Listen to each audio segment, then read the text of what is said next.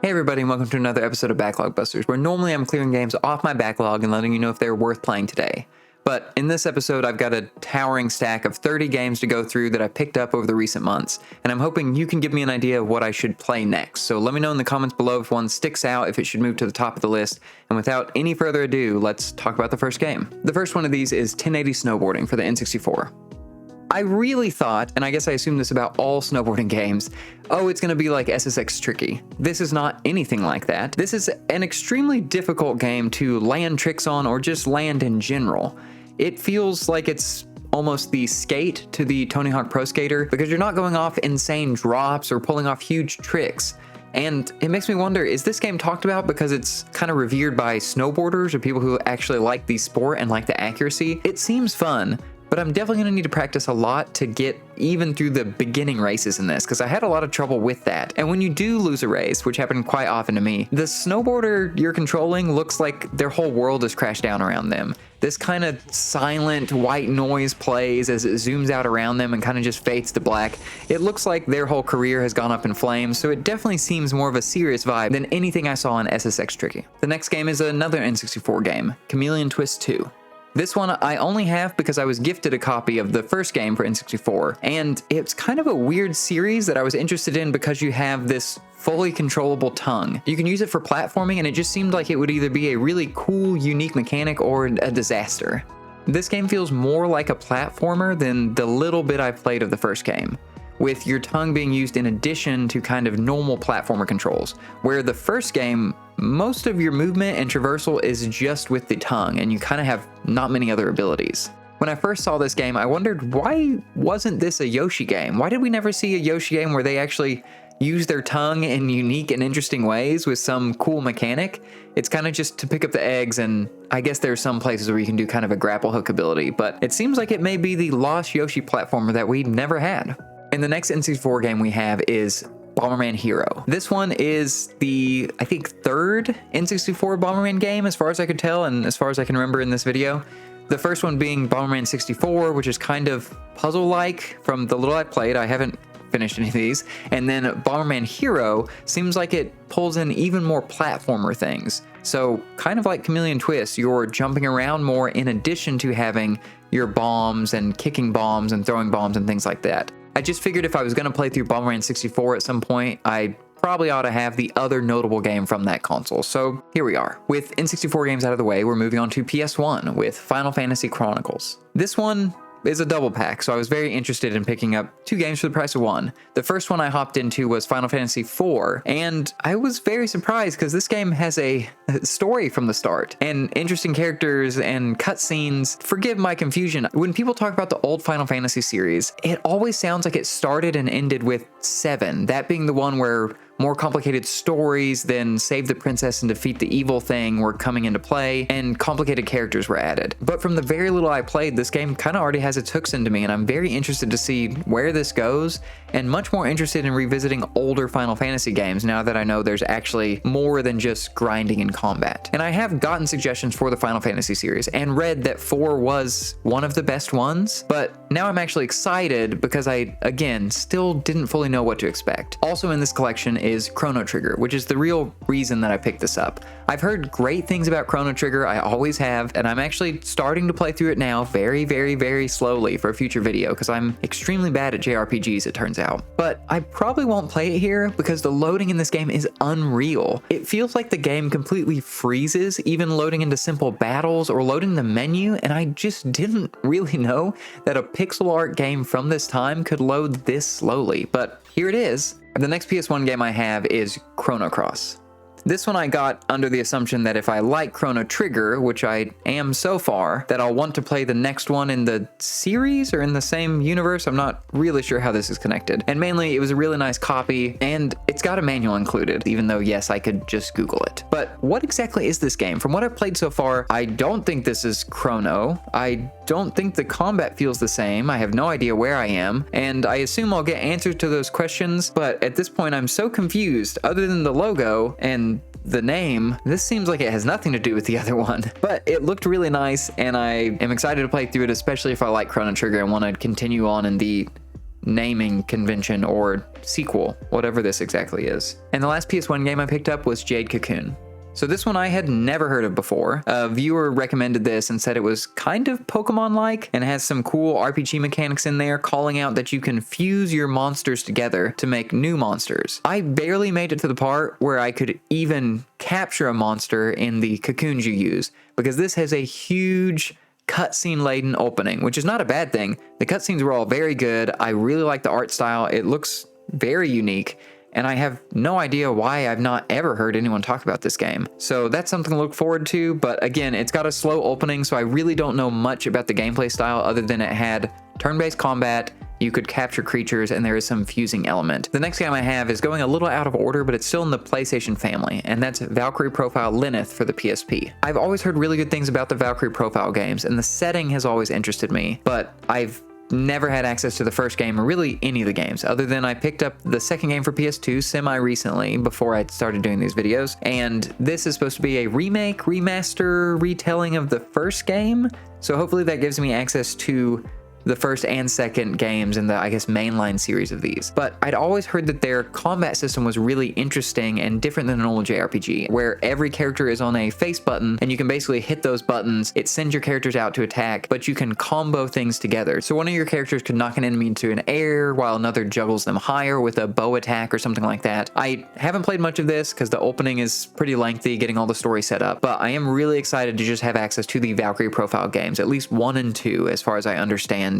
in the lineage of these. Let's move on to the DS with Ace Attorney Miles Edgeworth Investigations. That is a big title. This one is the only game, as far as I can tell, or one of the very, very few games that is not included in the Ace Attorney collection that kind of spanned the original Game Boy Advance to DS. And I have played through the first Ace Attorney game, and I probably need to do a video on it, but this one is slightly different in that you'll spend more time actually walking around with a D-pad and buttons and investigating crime scenes. The little I played so far has you trying to link evidence and put things together, which you kind of did in the Ace Attorney games, but this seems like it just has more emphasis on the investigation aspect, and we'll see if there are still the courtroom battles and everything in there. Now, these next games may be a selfish purchase.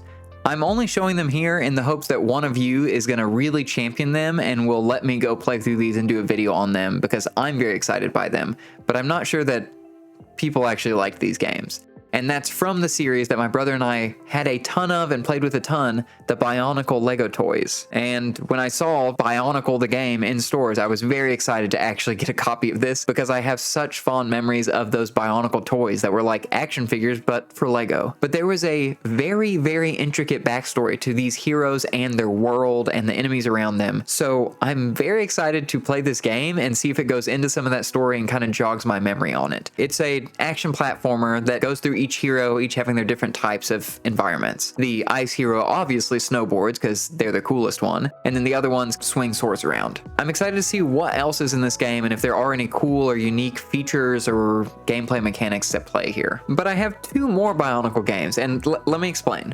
The first game, the console version, Bionicle Heroes, is a third-person shooter in the LEGO universe. And this one seems to have come out more in the time of the LEGO Star Wars and those other games where you would build up pieces of the environment using parts on the ground. But again, you're also in third person just mowing down oncoming LEGO figurines that run at you in the Bionicle universe. And I am so interested to see where this goes and why. Then there's another Bionicle game, Bionicle Heroes for the DS. And this one I actually got first because I was looking through a list of what games are like Metroid Prime on the DS. This is that same style. It is you using the D-pad to move. It's you using the touchscreen as your first person aiming as you kind of swipe around and sling the cursor around. And I think it plays really, really well. But again, I have small hands and I've never had a problem with the 3DS control schemes like Kid Icarus or the DS control schemes like Metroid Prime Hunters. So I am just always excited to see more games on the DS that are first-person shooters because that's not often, and I like that control scheme even though it seems like a lot of people did not. My order's all over the place. Let's talk about Motorstorm Arctic Edge. The Motorstorm series I always thought was really interesting because you have a boost that is unlimited, but as you use that boost, your heat rises. Eventually, your car will explode if you don't let off that boost. And they're kind of squirrely vehicles, but it definitely depends on which vehicle you pick. Large vehicles can't go through the narrow passageways, but they can knock other racers off the track, while the smaller vehicles can go through narrow passageways and work better when they're outside of the mud or the heavy snow or anything. So you kind of have to choose your route based on what vehicle you're using, or it's going to be much more risky or dangerous for you. And I've just always enjoyed this series, so this is the last game in the series that I didn't have in a way that'll be easily capturable, so I'm excited to check this out on the PS2. The next game we won't talk about too long, but this is Need for Speed Hot Pursuit 2 for the PlayStation 2. The reason I have this is a lot of you in the comments let me know the Xbox version and the GameCube version of this game are almost completely different games. And I can tell you from booting this up, this is a much better game than what I played on the Xbox. That game felt so bland and empty, and it just kind of felt like a plain racer. And this one immediately had multiple cops going after you. You had dirt coming up when you went off-road. They were like particle effects and things that made you feel like you were going fast and actually in a hot pursuit with other cops. So much better than the Xbox version. So thank you for everyone who called this out, because I was a little perplexed as to why people were recommending this game when I was playing it on Xbox and it just did not live up to any expectations I have. So hopefully this lets me actually play this game in the future. This next one I've absolutely never heard of, and that's Nanobreaker on the PS2. The thing that caught my eye is on the back of the box it says, from the producer of the renowned Castlevania series. Which producer? And what Castlevania series? Is it the old NES and Super Nintendo ones? The PS1 Symphony of the Night, more Igavania ones? What does that mean about this game? What I assumed is it would play nothing like a Castlevania game, and yeah, that's pretty correct. You've got this sword in the game that is described as being able to eradicate everything it touches down to the cellular level, which is helpful because apparently in this game, nanobots have infected almost everyone and turned them into monsters. But how does that work when fountains of this stuff is raining down all around you? We seem just as infected, so I'm not understanding the plot of this game. It does have some interesting things with your weapons transforming into other weapons, like doing a certain combo will trigger your weapon to transform into more of a hammer weapon. But I just wonder how many things will I have to memorize to do basic combat? We'll see on this one. I was more just enamored by the producer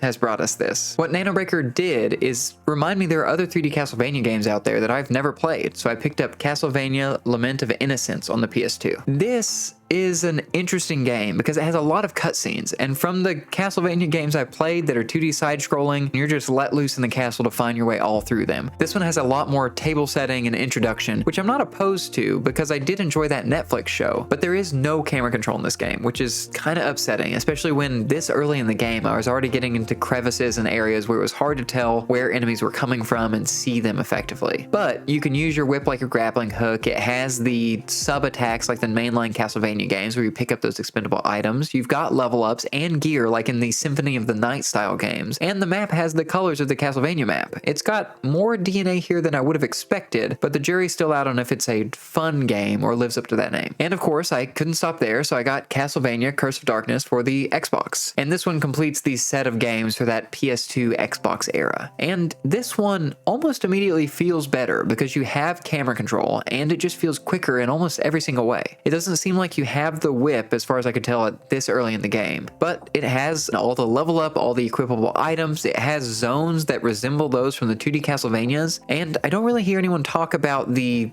3D Castlevanias. If they are, they're talking about the Lords of Shadow ones or maybe the N64 one, but this generation of them I feel like is kind of lost and I don't hear people talk about, so they seemed interesting to at least try. But let's get off our feet and in the car in Outrun 2 for the Xbox. I saw this in, I believe, a video from GameSack, and I don't even remember why they said it was good, but I added it to my wish list because I guess they convinced me. Would it just be a game where you race against time for a high score and that's kind of it? But it's got a lot more going on with a tree of options. So as you race through an area, you have 2 exits and those navigate you through through this tree of different biomes. But the real meat of this game is in the mission mode, where you're driving, but you're doing something different with your car. And there's a traditional kind of style here where it's going on the outside and inside of cones, or just avoiding the traffic or other cars. And then I found a mission that was one of the hardest racing experiences I've ever had, because it's math. You see numbers pop up above the racetrack, saying things like plus 14, minus 7, plus 3, and you have to keep those numbers in your head, and then at the very, very end of one of these sections, it has the exits again, and you have to decide which one's the correct one based on all the math you just did. And if you're like me, you're way off, and you do not make it very far in this mode. So this may actually be a game that is an arcade game that's made the jump to console, but actually has more to do than just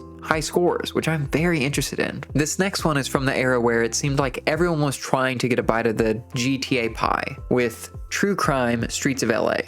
Do not let this cop out on the street. This is a bad cop. The game teaches you how to shoot. What it doesn't tell you is that there are controls to arrest someone without killing them. The other thing is just how weird the shooting is. You just lock on, and then you kind of wait for the reticle to line up with what you're locked onto to shoot, and I was just spraying bullets wildly. This is a very dangerous area with these people patrolling the streets. The other thing that emphasized the not a good cop aspect was there's a restaurant that's getting robbed, and you try to defend the restaurant.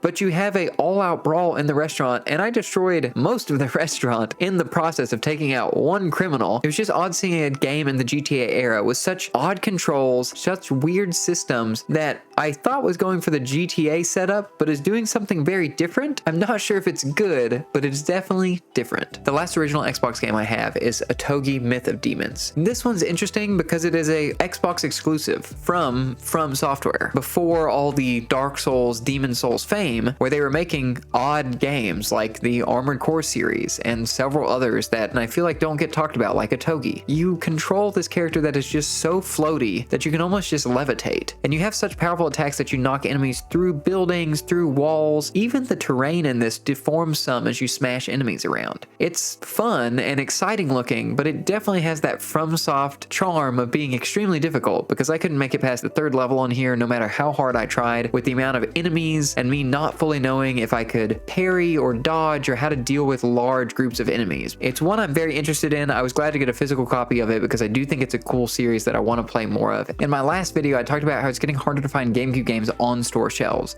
but this time I found several, so maybe it's getting easier out there, hopefully.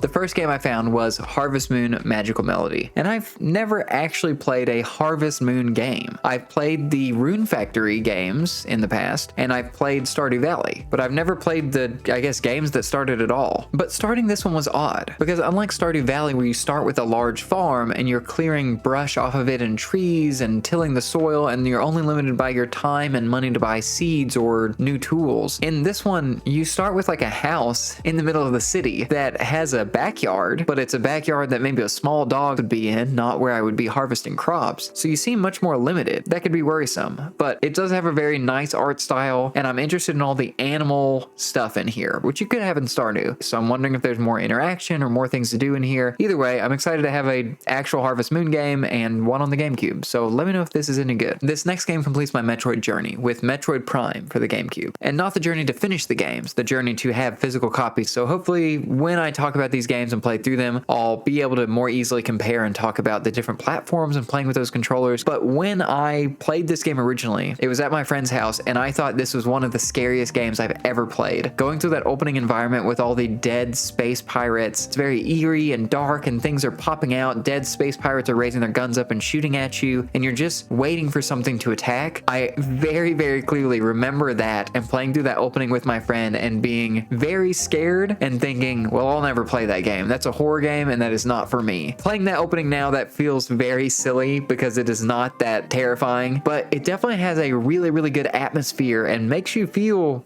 creeped out in those zones. It makes you want to know what happened to these areas. So I'm very excited to play Metroid Prime. Now that I have these physical, I can actually hopefully capture the footage and show these sometime soon. This next game I always saw in magazines and was very interested in, but I never bought because a war pinball game did not make me rush out to the store. It just sounded like a really unique idea. In Odama for the GameCube. You also use the microphone that plugs into the memory card slot to control your army. The voice controls actually worked pretty well. I didn't really have issues with them responding to me. What I did have issues with is not understanding pinball well enough to move them in the right spot away from this giant crushing ball that I kept sending around. Controlling an army with a mic would be enough on the GameCube to kind of raise some eyebrows. But the fact then that you're playing pinball is just something I've never experienced before. So I'm not sure if y'all are interested in seeing this, but I just think this is such a unique game. I'm very excited to own it just so I can play more and see what is even going on here. This next game I was a little on the fence about because I've never really played any game in this series for more than a few minutes and not been that interested, and it's F-Zero GX. It's an extremely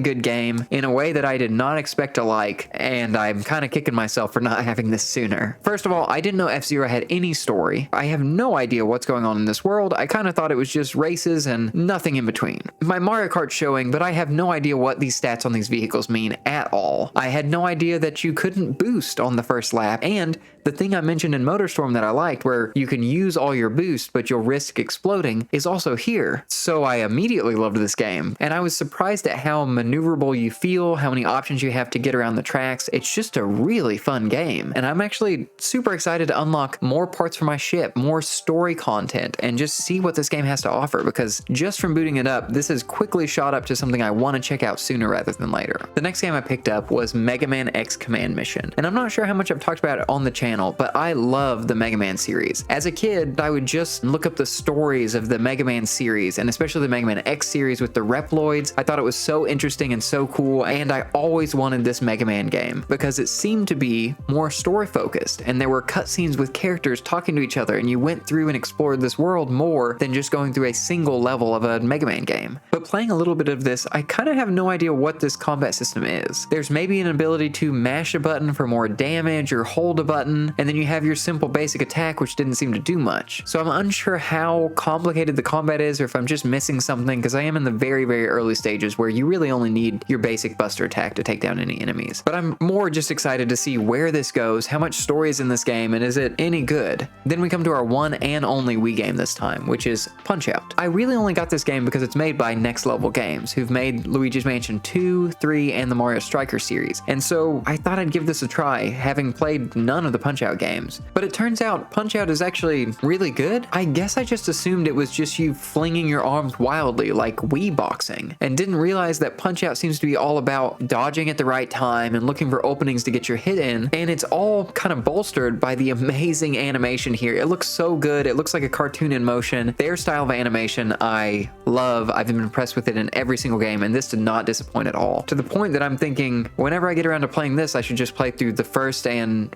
Super Punch-Out on the Super Nintendo and just do the whole series, because yeah, this is much better than I expected when I thought it would be a Wii boxing kind of game, and it is actually a strategic, really enjoyable game. So I'm pleasantly surprised with this one. Now, with Nintendo out of the way, let's move back to the Xbox for some 360 games with Marvel Ultimate Alliance. I always really wanted these games. My brother and I were always looking for good co-op games, and I'm kind of surprised I didn't have a copy of this anywhere, and we never played it. Maybe we rented it, because I have memories of playing this game. But it's definitely interesting going back to a pre-MCU Marvel, which is hard for me to even remember a time like that, where you see Doctor Doom and other Marvel characters straight from the comic descriptions, and you're running through a hack and slash area, leveling up, unlocking tons and tons of characters. And I know this is definitely more catered towards playing co-op with friends. But after being beaten to a pulp in Baldur's Gate Dark Alliance, playing this solo is a breezy time, with you feeling like a superhero as you just knock everybody out of the way. And so obviously I had to follow up that game with Marvel's Ultimate Alliance 2, which I forgot that this was about Civil War, and goes for a more realistic style, at least more detailed, and also feels a little darker than the kind of colorful, bright style of the first Ultimate Alliance game. The combat in this also felt a lot better.